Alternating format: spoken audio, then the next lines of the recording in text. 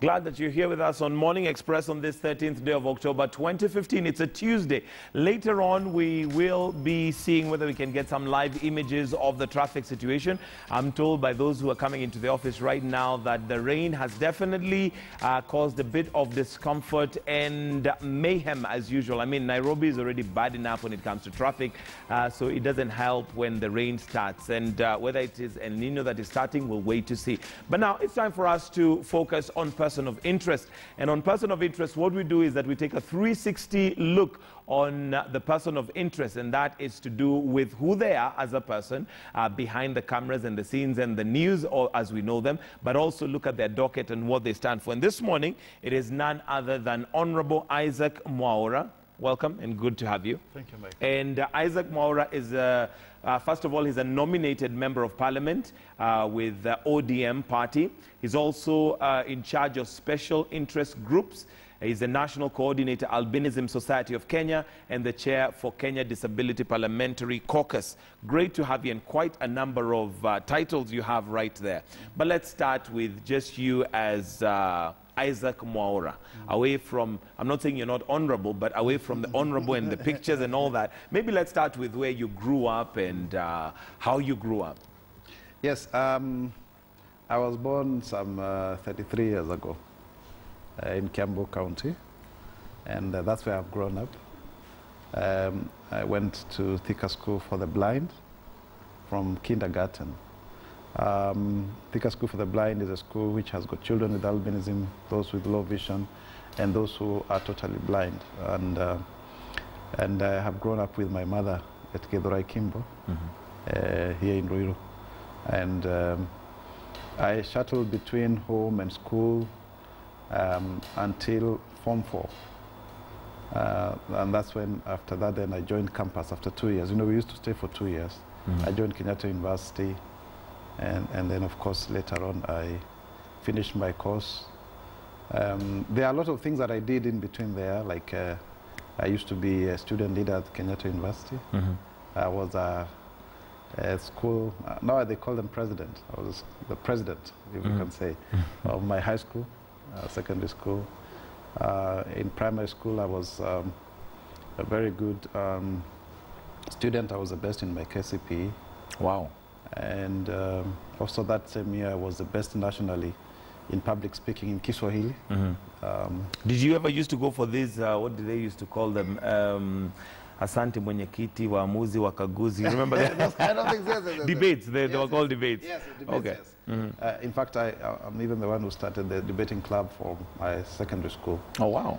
Yeah, so, yes, I've been also, if you can trace my participation in leadership, it's been there. I mean, first unofficially, and then later on, of course, through being a prefect and student leadership at the university. Okay. So did you always see yourself getting into politics as a leader, or was your leadership purely for that section of its school as a prefect in those different organizations, but never saw yourself as a politician? I must say, I took up a political conscience when I was very young. The clamor for multipartism seemed to have gotten me. I must have been around class 3 or 4. Wow, that early? Yes, that's when I took up conscience, because I remember the clamor and the formation of Ford and Matiba coming back from UK and us being told that he's going to be president. The ethnic animosity between the Kikuyus and the Kalenjin then. I used to get papers every day that made me become very conscious of what was happening. So then I took up role models around people, the young Turks of the 90s. Paul Mwite, Anyang' Nyong'o, Raila Odinga, Martha Karua, Mukisa Kitui, that group. They left a lasting impression on me. And it was very interesting to later on find them later in life. And also, you know, getting into politics. Yes, I wanted to be a member of parliament. I once told my grandmother that. I keep on saying that. And she told me I cannot be a member of parliament. Not because of hatred, but because she could see the challenge that they had when I got born with albinism and the kind of challenges they went through as a family. And it was inconceivable then. To imagine that you'd ever become a member of parliament? Yes. Okay. But deep within, I knew I would. I mean, and did that discourage you when she felt or thought that that's not a possibility? I think it didn't hit me because it was an innocent comment. Well, it put a question on whether that was possible, but it never deterred my spirits. I knew that I would pursue it either way. Okay. And I'm very glad that it actually happened, that I was the first person with albinism to be a member of parliament in this country. All right. Yes. Now, tell me how it was growing up as a child with albinism. It was very difficult. It was difficult because first you need to understand yourself, Mike, that you're different. I used to think that this is something I would grow out of. Like I would become dark later At some on. point, you thought that your pigmentation will change. It would change, and I would be a woman, and I would wear earrings. But I think it's because I grew up around women. Because you see now my father took off. What happened to your dad? He ran away because of, you know, I mean, he couldn't take it that he had a child with albinism. You mean he left because of you? Yes, yes. My brother and then myself. Now I'm the last born of my mother. Then when I was born, then he said they don't have kids like those in their family, and that was it. And what excuse did he have for running? I mean, that my mother had been unfaithful, and you can imagine that's what people think, that he had gone out with somebody of not of an African origin. It was very difficult, yeah, and you know, there was very little understanding in terms of what really causes albinism. And I think this is not something that has gone away. I mean, at the Albinism Society of Kenya, we got cases, one from Nyahururu, the other one from here in Kayole, of men running away from the kids with albinism. Or because they think their wives have cheated on them? Yes. And at what stage did you learn this from your mom? Much later on in life, when I figured out the fact that now we were growing up without a dad. And so and then I came to understand the reason as to why. Okay. Yes. And did your mom ever explain to you as a different child what the difference is, or did you have to discover that for yourself? I had to discover that for myself primarily because they would treat me as a special child and they would say this is a gift from God. You know, the way you explain it in that setup. But then of course you start asking yourself. I think the first time I ever heard the word albino as used, of course we don't like that, it sounds derogatory. But I was in class 6, they say, they call us albino. It was not about us, because when we were in school, we used to be called white children. So I think it was a way of trying to not use that term. So then you're growing up with that conscience, especially when you're in adolescence, and you're trying to understand yourself, who you are, where have you come from, what does it mean to be who you, that kind of thing. So that identity crisis is what then makes you to plunge into this reality of the fact that you're different. And then, of course, when you're in the streets, when you're in the villages, and then children are shouting your name, and they're saying Mzungu, or what they're trying to explain, how is it that you became the way you are? So that kind of thing. But then, of course, then the beauty about it was that I was in a special school where there were other children like myself, and in this school, then you would excel based on your own, attributes, rather than just because of your, difference. And that for me was very interesting, because we were in a school where even, for example, sometimes those who are totally blind would do better than us. Wow. So that is kind of a controlled environment, and it helps in terms of building the self-esteem of a child who is different. And it may not necessarily apply in all the cases, but I think it is somewhere where we can say that people learn in special schools if they are well managed. Now that your mom didn't explain to you and you had to learn it yourself that you're different, and the fact that you've mentioned some people would refer to you as Mzungu, I'm sure there are others who would make very derogatory remarks regarding you, and you'd hear this.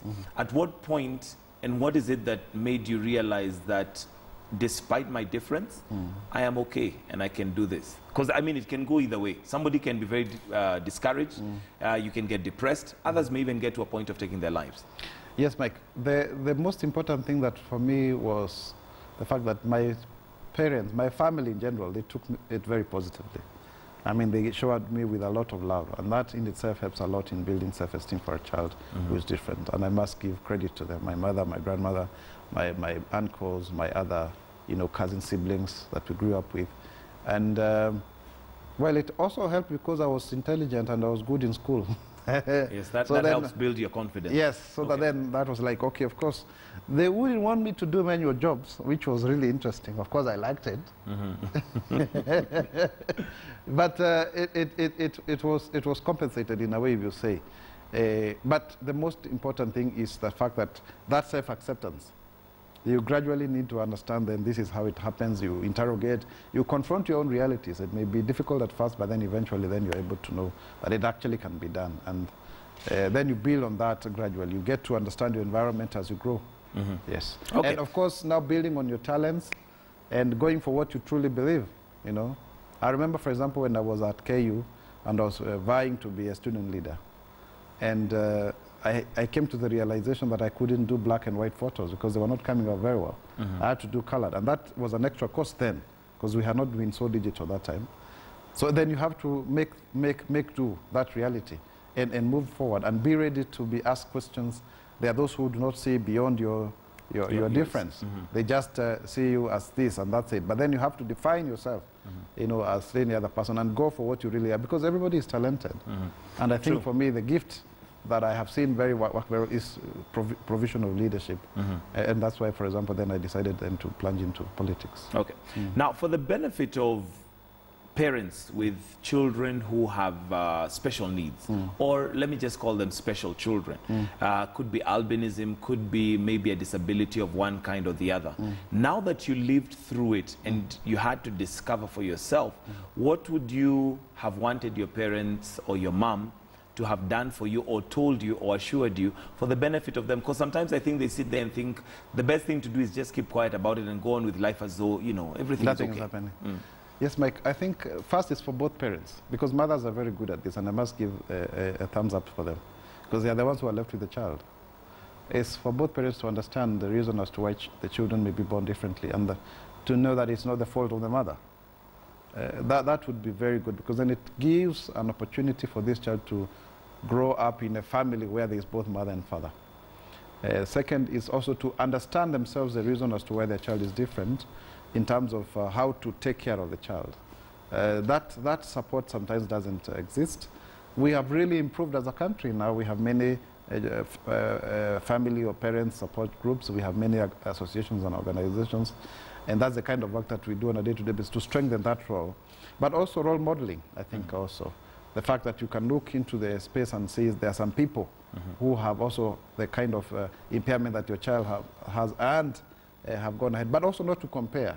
Because children with disabilities, children with special needs also have got their own talents, but there are some limitations based on the environment and the social attitude. So the fact that you are not supposed to compare, because that comparison is the one that makes people to feel like this is not a good child. This is not a child that will help me, this is a child that will be a burden, and which is not really the case. Okay. So you overcame that and now you began, you know, venturing into other things, including politics. How did you get into the political arena?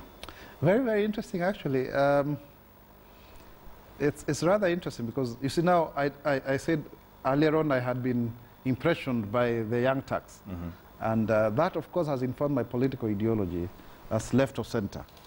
You know, trying to discuss about, having a redistribution, growth, but with equity, that kind of policy. So social democracy.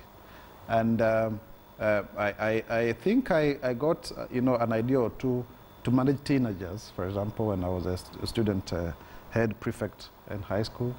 And then I went back to my community in Kimbo, and I started a youth group, really. And these things are very important. And I did a lot of community work with them. Talent searches, building self-esteem and things like that. So I worked a lot in the community with young people. And later on, actually, when I now went to the university, and then the students' elections were called, I contested and I won out of the support of them, because the moment I went to university, they elected me as a class secretary. And then later on, then I joined student politics. Then after that, then it was just a question of moving from student politics to national politics. And that I did by joining the Orange Democratic Movement in 2006, in a very interesting way, because I was working with a local NGO to represent issues of people with disabilities at the UN level, as a youth representatives around that time. And that around time, I met a lady who we did a documentary on albinism. And in this documentary, I feature as an aspiring politician. And then, of course, that is when actually I got introduced to the Orange Democratic Movement. That lady actually is Lupita Nyong'o. Wow. Yes. And I got introduced to Orange Democratic Movement. And then I was elected into the National Executive Committee as a Secretary for Special Interest Groups. And later on, I insisted to the party because persons with disabilities were coming to ODM as observers. In fact, the first time I was told to look for 5 people to sit as observers in elections. And I felt very offended because why would they come as observers? They should also come in as delegates to elect. Right. So I was able to push in for the creation of a position for Secretary for Disability Affairs, the first in this country. And then also helped in the development of the party's constitution to have a person with disability from the village level. We have a Kijiji as a basic unit. So 20 people there, one must be a person with disability, all the way to the Secretary of the Disability Affairs at the neck. And I can tell you, Mike, within that then, if you look at ODM within disability matters, it was also able to help even in terms of election of a disabled person like Tim Wanyonyi in Westlands as an MP, not nominated like, for example, myself and others. But also the MCAs that were also nominated through the party are people I can say who have also been in the disability movement, because we also had the first ever lobby group on people with disabilities, Watu Walemavu na Raila, you know, in the run-up to the general elections. So to bring on board persons with disabilities into the political arena has been a key aspect of my campaign in leadership. And that has borne fruits. It needs to be strengthened because sometimes you can make 1 step forward and 2 steps backwards. 2 steps backwards. Yeah. Okay, we'll come into that and the political scene and, you know, some of the gains you've made and maybe some of the things you'd like to see achieved even as we go along. But let's come back just to you. And one of the things I remember at some point is the proposal that you made to your lovely wife, who is in the studio but seated there. And yes, tell me about that. Walk me through that. Yes, you know, when you... How did you meet her, first of all? When you grow up with albinism, the first thing that, of course, you think about is whether will I get married, will I have a family? It's a genuine concern. Yes. Will I have somebody who I can truly love and she can truly love me? And of course, I've dated. And I've never had a problem with dating. You know, sometimes people think that I've never had a problem with dating. But then this is my wife. I met her in 2012. And we were friends for some time, then we parted ways. And then later on, we came back together. And we came back together, and we agreed that we were going to get married, and we set up the date. And that was it. So for her, she was expecting that I would do a proposal, but I told her I'm an African man.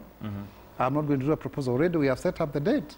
So there's no need for us to go through the proposal process. Yes, but you see, I did not want... I knew that I would do it at some point. So I planned it with my... So you wanted it to be a surprise? Of course. So I planned it at a public function, and I went down on my knees and I did it, and it was very beautiful. In fact, the moment I posted those things on social media, I did not expect them to go viral. And there's some pictures actually running as we speak of some of the proposal. You didn't expect it to go viral? I didn't expect it to go viral because personally, I was just doing it, and I actually made sure that the photos I supplied, I hid her face. But then there was a lot of interest. And later on, of course, then, I mean, even when we were doing our ratio, when we were doing our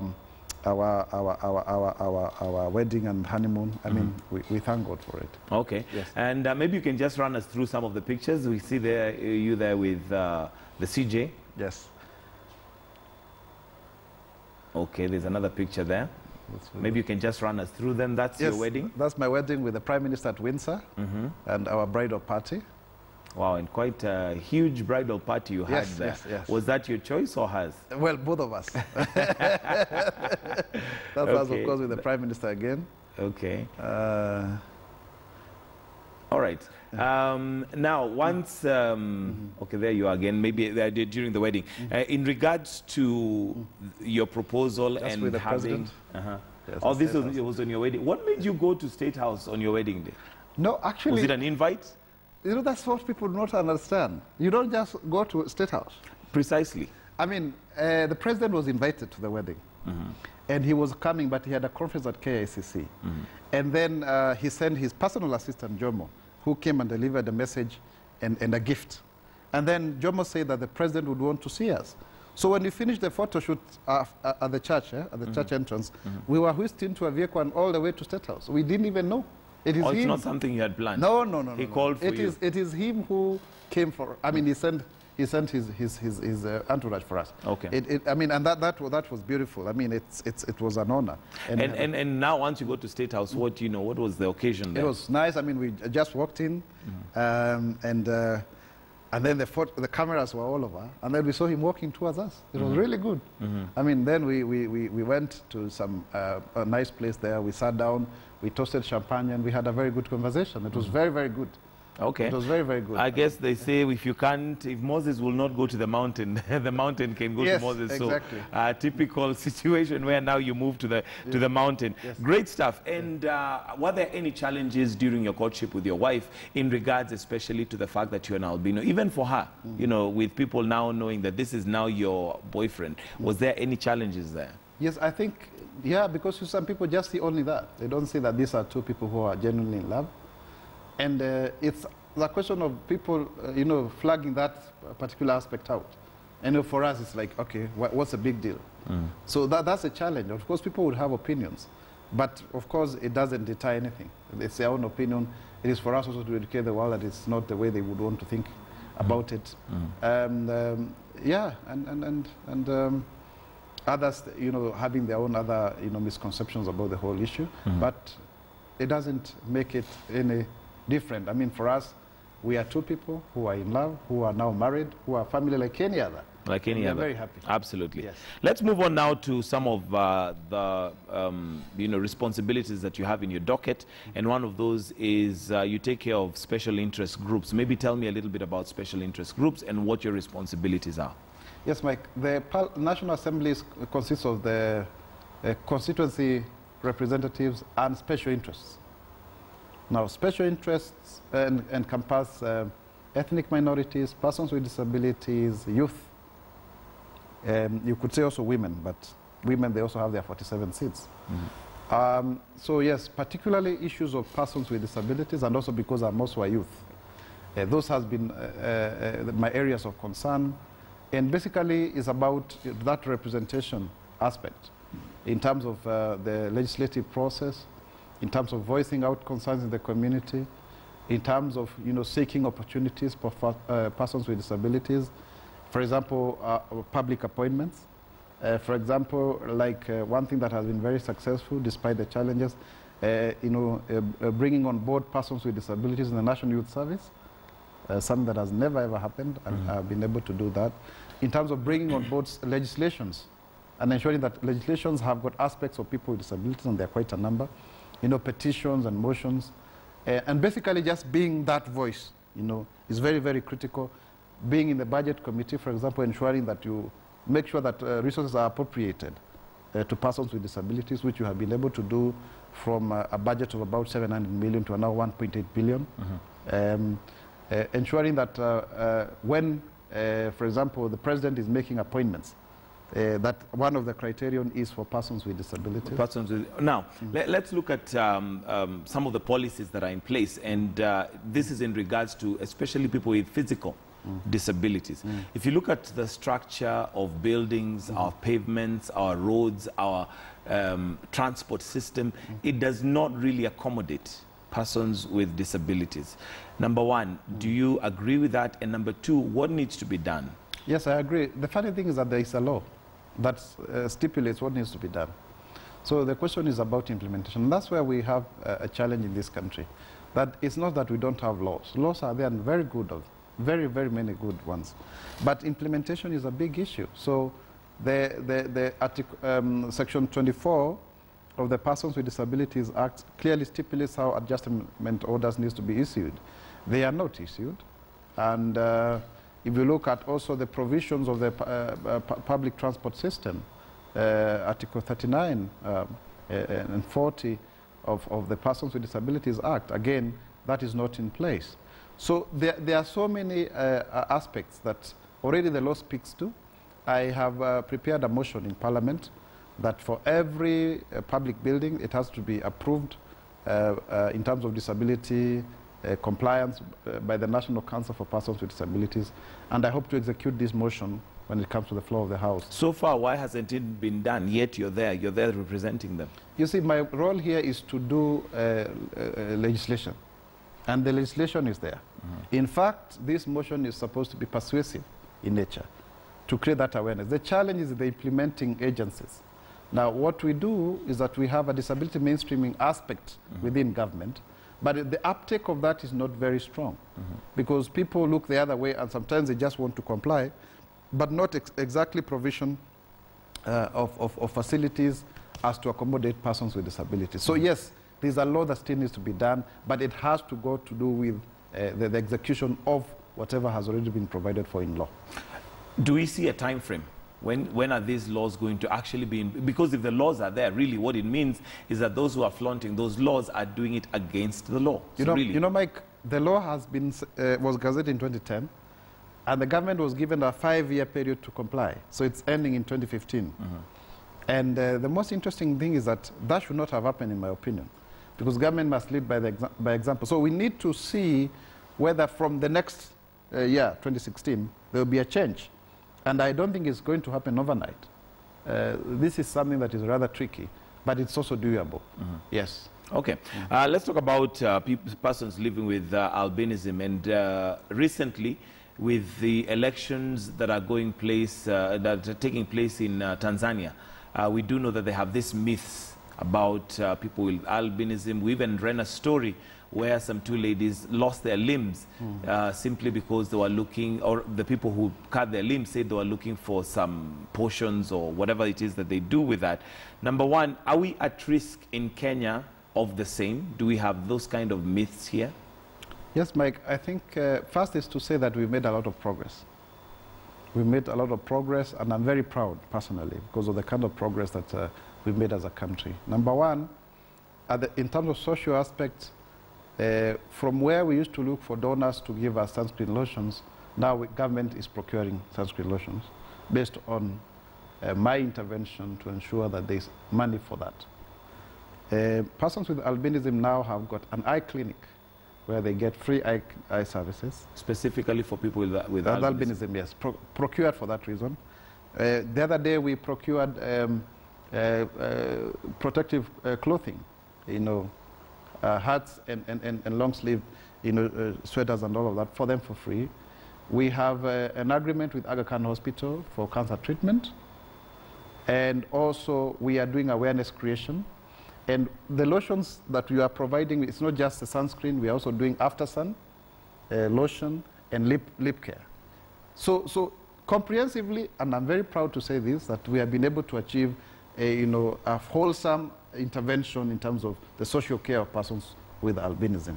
The Albinism Society of Kenya, for example, is educating several children with albinism, where we are paying for them school fees, and that we want to increase as time goes by. We have an awareness campaign called Nikon Haki campaign, which we have been moving around the counties to educate persons with albinism and the communities, and we'll be going the second phase. We've just done the first phase.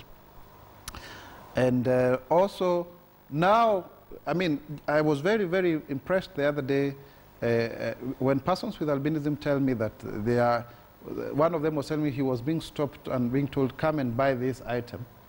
Before it would not happen. The other day, another one was saying that, the males are called Mwaura. So they are engaged now positively than it was before. When you say he was told to come and buy something, what is it that as like buy? Somebody was selling on the streets, they want them to buy something from them. You'd get, before like, they would not. Before they wouldn't, I mean, this is not somebody who may not buy. You see, so that change of narrative, Mike, is very important. That somebody then told me that the police actually stopped vehicles for her to pass, thinking that it was Justice Mombi. So what does that mean? It means that there has been a positive aspect of some of us being in public life in relation to them being accepted in the community. The other one, again from Eldoret, told me that he was appointed in a local high school board of governors because they say they can see that people like Mwaura can provide leadership. So these are positive gains. Yes, for people those are positive gains. Now, the challenge that remains, of course, is that we have not reached out to everybody with albinism. And people with albinism still continue to be affected by skin cancer. We just lost one person the other day. And that is what we want to mitigate completely. That That should not be the ultimate humiliation. At the same time, the killings of people with albinism as a result of the Tanzanian election is a reality. And there is a law that we are pushing at the East African community level. I just had discussions yesterday with a member of the East African community. They are sitting here in Nairobi. And also, that also is going to be part of what we are doing in terms of reviewing the Persons with Disabilities Act. So there is progress towards that direction. It remains very disturbing to have people like Enoch Jamenya being killed because of those purposes, and of course what is happening in Tanzania. But I'm also very happy because people like Magufuli, the candidate for CCM, and I'm sure even Lowassa, have taken a stand as a campaign issue with regard to dealing with the issues of the killings of persons with albinism. Yes. So do we have those myths in Kenya? Do we have people who believe those kind of things in Kenya? Yes, we do. What protection is there for people with albinism within the law to ensure that they are protected? Yeah, that's a challenge because the provisions of the law are generic in nature. And I have tried to make sure that that comes into Parliament. But there is a challenge, Mike, because I cannot legislate purely on people with albinism because I also represent persons with disabilities. So it has to be within that view. Otherwise, to execute or to prosecute a persons with albinism act would be the easiest thing to do. But it has to be seen within the wider aspect of people with disabilities. That's why it has to be put within the review of the Persons with Disabilities Act, which we are now doing. We have had stakeholder consultations. We are now auditing the bill to make sure that we see the glaring difference between what is already legislated and what we need to amend or review, so that then we can bring it to the floor of the House. And that must be done before the end of the year. All right. What are you doing in terms of public awareness to ensure that this narrative of people with albinism not to be viewed as, you know, like you've mentioned, somebody called them to buy something because they now saw that this is one of us. There's nothing really different apart from the fact that he has a different colored skin or pigmentation. What is being done for public awareness, and especially within the rural areas? Because in the urban areas, we could say, yes, maybe there is info, but within the rural, we may still have people who think that it is a curse. We still have people who believe, like your dad did, that it is because your mom was not faithful, and as a result, this child came. Yes, we have been moving around in counties, Mike. As I said, we have a Niko na Haki campaign. And what we do, and which is very important, is that when we go to a certain county, say like Nyandarua, like Kwale, like Machakos, Makueni, we help persons with albinism to form a cell group within the county, so that they can also provide support for each other. They can also be able to access the various opportunities that are within that county, and so that they can also increase their visibility. And that has been yielding very good positive results. We are helping them to understand themselves, to know that they are not alone, because you see, we are not so many as people with albinism. So when you are alone, you think it's only you within a small society. But bringing them together so that they can also speak about themselves, and so that they can also share their own stories, and also their parents and relatives. So that there's internal security kind of, and support that then can help them to project out. And I'm very happy that we are seeing very good results. It's something that we intend to do in all the 47 counties. If we can have cell groups of about 50, 60 people, then they will be able to be targeted properly by whomever that would want to engage them.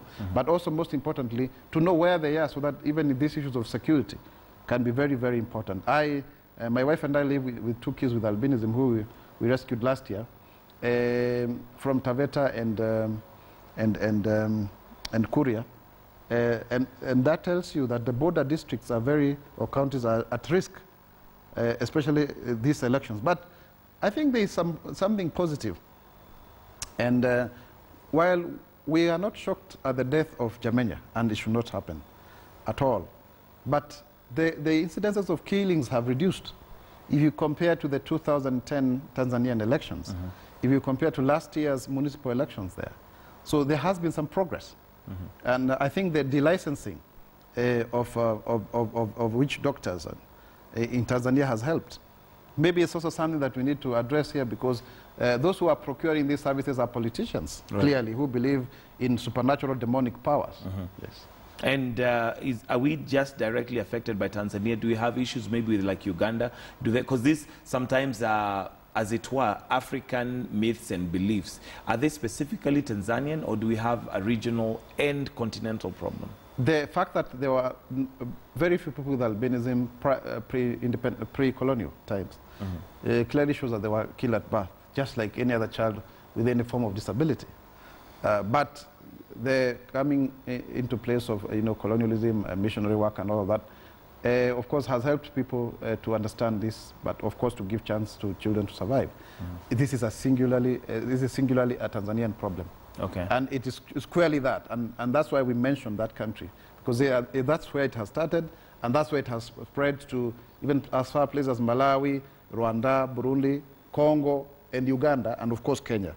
And Kenya was seen as this country that this should not happen until the killing of Enoch Jamenya in Vihiga. So I think we need to be very, very careful that one problem can start at a certain country and spread, but squarely, if it can be rooted, it can be done away with at the source, then it helps the situation, it helps as is evident now. Okay. Yeah. Now let's come back to you. And what is your political career moving forward? What do you see yourself? Right now you're a nominated member of parliament. Yes. Will you ever be going for the top seat? President. That's a good question. I must say that several people have asked me that, but you cannot be a nominated president. You need to be elected. Yes, so right now, and the most important thing for me is that I would want to be in parliament, and I have been requested a lot by people from where I come from, that they may want me to contest in the next general elections. And I believe and I know that I am still capable of serving people in the National Assembly. There's a lot. In fact, Mike, let me say that if all leaders were able to do that which made them to be elected or nominated at the first instance, there would be change. And there can never be a situation where the only change that somebody can show is their personal accumulation of wealth.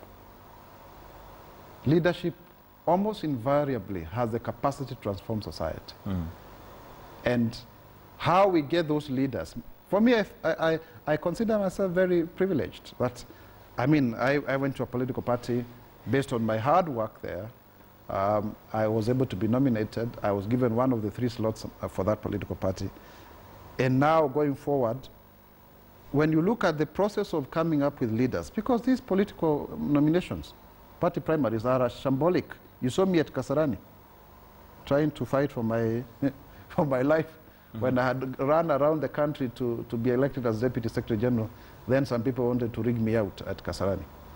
Now, political parties have no capacity, and nobody should lie to you. Political parties have no capacity to conduct elections in this country. When you're talking about elections, you mean their own elections? Their own elections, either for their officials or to get candidates to run in the general elections. Why shouldn't they be able to do that? Because they have no logistics, they have no resources.